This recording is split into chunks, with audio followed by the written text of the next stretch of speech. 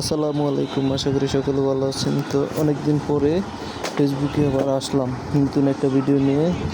অনেকেই দেখছেন অনেক দিন ধরে কোনো ভিডিও দিচ্ছি না। তো যাই হোক, যে কোনো একটা ঝামেলার কারণে ভিডিও দেওয়া হচ্ছে না, মন মানসিকতা তেমন ভালো ছিল না।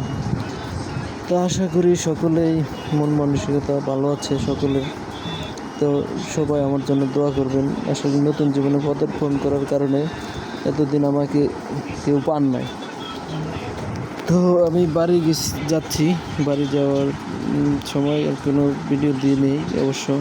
তো বাড়ির থেকে আবার ঢাকাতে রওনা দেওয়ার সময় আমি ভিডিওটা করছি।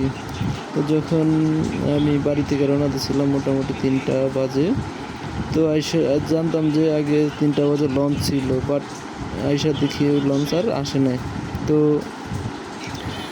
না থাকার কারণে আমরা অনেকক্ষণ অপেক্ষা করছি, করার পরে একটা লঞ্চ আসছে। লঞ্চটা ঢাকা থেকে আসার পরে এখন রাত্রে 8টার দিকে ছাড়বো। তো আমি যাই হোক লঞ্চ থেকে যাচ্ছি, নামার পরে আমরা লঞ্চে উঠলাম। ওঠার পরে একটু ভিডিও নিলাম। আসলে ভিডিও নিয়ে দেখলাম, আসলে ভালোই লাগে রিভিউগুলো, নদীর রিভিউগুলো খুব ভালো লাগে। যাই হোক, এইভাবে তো আমাদের লঞ্চ ছাড়ছে। যাই হোক, আমরা এখন ঢাকার উদ্দেশ্যে রওনা দেব। তো যাই হোক, আশা করি সকলে আমাকে সাপোর্ট দিবেন, আমি সকলকে সাপোর্ট দিব ইনশাল্লাহ।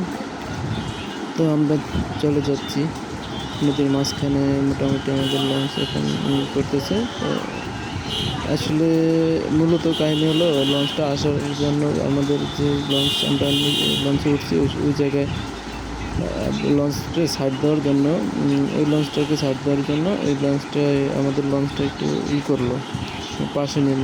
তো যাই হোক, লঞ্চটা আসলো। আসার পরে আমরা সকলে অনেক লোক, প্রচুর পরিমাণ যাত্রী। তো সকলে আমরা ওয়েট করছি যে কখন আমাদের লঞ্চ আসবে। আসলে 9টার দিকে ছাড়া তো লঞ্চ আসবো না। তো যাই হোক, আমরা লঞ্চটা একটু ঘুরে ঘুরে দেখলাম। লঞ্চের ইঞ্জিন আসলে একটা লঞ্চের বড় ইঞ্জিন। আসসালামু আলাইকুম।